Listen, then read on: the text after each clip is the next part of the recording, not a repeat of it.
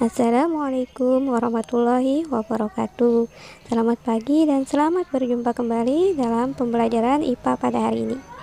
Untuk hari ini, materinya masih merupakan kelanjutan dari materi kemarin, yaitu tentang pengukuran menggunakan alat ukur. Sekarang kita ingat-ingat kembali inti dari pembelajaran kemarin, yaitu tentang besaran pokok, di mana ada 7 besaran pokok yang kita ingat atau kita singkat dengan jiwa SMP, yang terdiri dari jumlah zat, intensitas cahaya, waktu, arus listrik, suhu, massa, dan panjang. Sementara besaran turunan adalah semua besaran selain dari 7 besaran pokok yang disebutkan sebelumnya. Jadi, selain jiwa SMP, semuanya merupakan besaran turunan. Adapun tujuan pembelajaran kita hari ini yaitu nantinya kalian mampu menganalisis pengukuran beserta satuan dan besaran. Bismillahirrahmanirrahim. Kita mulai pembelajaran hari ini, yaitu tentang pengukuran.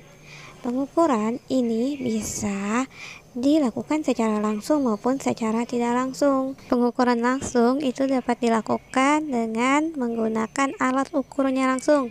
Contoh, kita ingin mengukur panjang pensil menggunakan penggaris.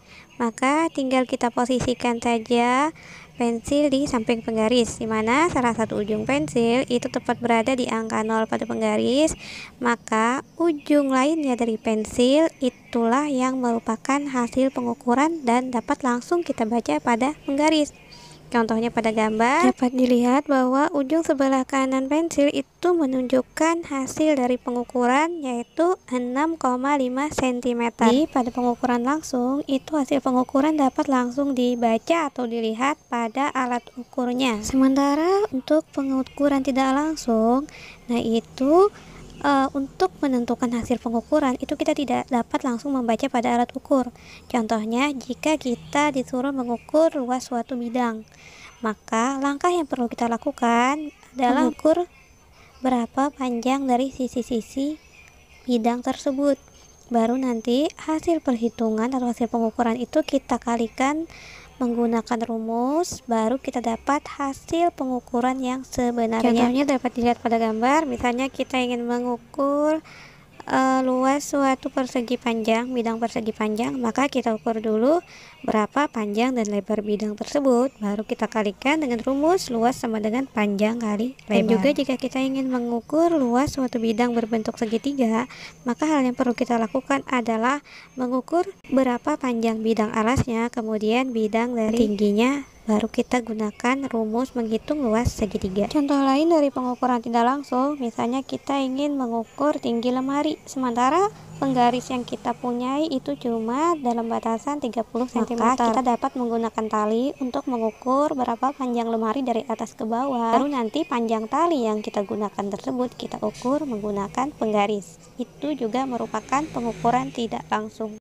Selain itu, pengukuran lainnya yang juga sering kita lakukan adalah misalnya pengukuran massa benda. Kita dapat menggunakan alat yang dinamakan neraca. Jadi sebenarnya jenis neraca itu banyak sekali, dari neraca yang paling tradisional sampai yang neraca modern zaman sekarang itu bentuk digital. Nah, sementara pada gambar itu namanya adalah neraca Ohaus, di mana di sana terdapat dua sisi. Salah satu sisinya adalah tempat untuk meletakkan benda yang ingin kita ukur massanya, sementara sisi lainnya itu terdiri atas anak-anak timbangan sebagai pemberat dan pembandingnya. Jadi untuk menyimpulkan berapa hasil pengukurannya itu dengan menjumlahkan semua angka yang ditunjukkan oleh pemberatnya. Seperti pada gambar itu pemberat yang pertama yang paling atas itu menunjukkan angka 0, kemudian pemberat yang kedua menunjukkan angka 60, pemberat yang ketiga menunjukkan angka 5, dan yang terakhir menunjukkan angka 0,3. Jadi dapat disimpulkan bahwa massa benda tersebut adalah 65,3 gram. Sebagai tambahan ya, jika pemberat yang digunakan itu satuannya tidak sama, maka harus kita konversi dulu. Jadi cara yang paling baik adalah konversi ke nilainya yang lebih rendah. Misalnya kita menggunakan pemberat dalam satuan kilogram, terus yang lainnya dalam satuan gram, maka kita konversi dulu atau kita ubah dulu semua satuan dari pemberatnya ke dalam bentuk gram, baru kita jumlahkan.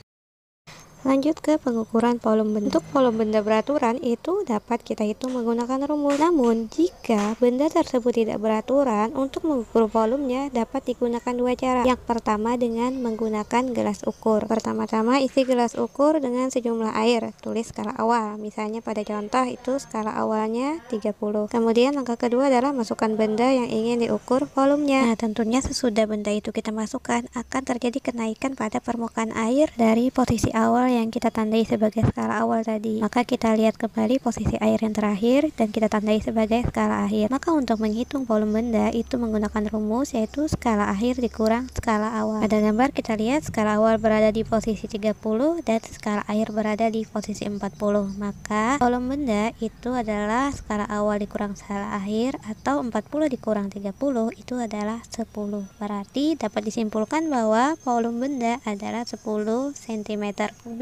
Lanjut ke cara pengukuran volume benda tak beraturan yang kedua yaitu dengan menggunakan gelas berpancuran. Caranya adalah yang pertama isi gelas berpancuran sampai penuh. Masukkan benda yang ingin diukur volumenya. Tampung dan ukur volume air yang tumpah menggunakan gelas ukur. Jadi dapat dilihat pada gambar yang pertama gelas berpancuran diisi sampai batas penuh. Kemudian pada saat kita memasukkan batu otomatis akan ada air yang tumpah karena terdesak oleh batu tersebut. Maka volume benda dapat kita lihat pada berapa banyak jumlah air yang ditumpahkan dan dapat terbaca langsung pada gelas ukur kecil di samping gelas berpancuran.